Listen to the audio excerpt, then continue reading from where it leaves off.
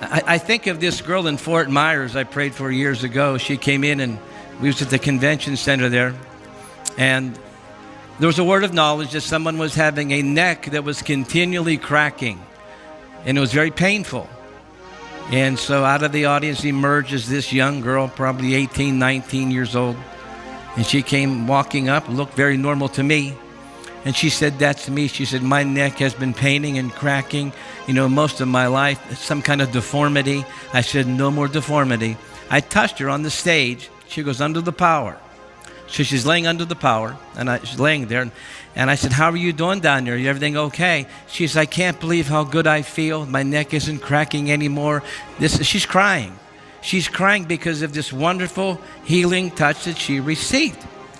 Now, as she fell, she had these green pants on. They were like a green jean material. And in her falling under the power, her one pant leg came up pretty high, like that.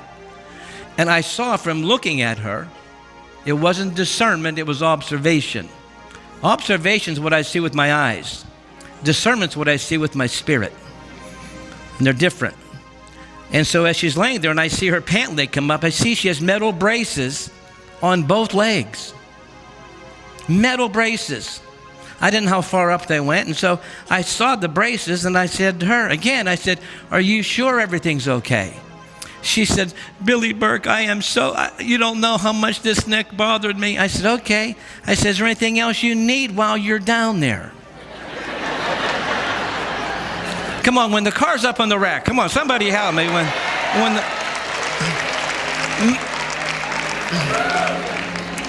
And she said to me, no, I'm so thankful. I said, well, what about these? And she said, what about what? Now she's talking to me on her back. And she said, what? I said, what about these? She said, what about what? I said, these. And here's what she said, oh, those. What becomes common to you becomes invisible. You just live with it. It's normal for you. You don't really need a miracle in your mind because you've learned to treat something, live with something.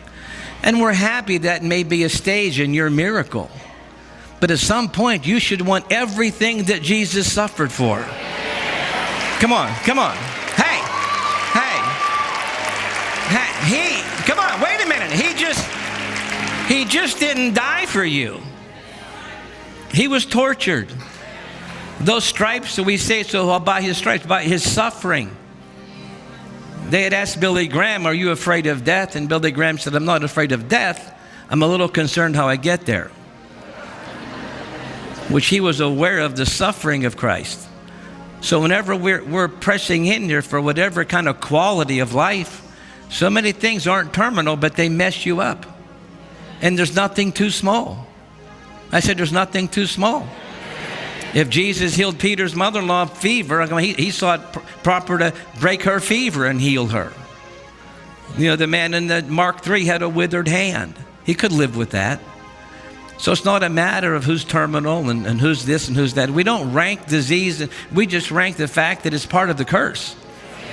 And we're entitled to what? To tap into Calvary. Come on, say Calvary. Say, I'm connected to Calvary Care. There's no taxes on that. Come on, say Calvary Care.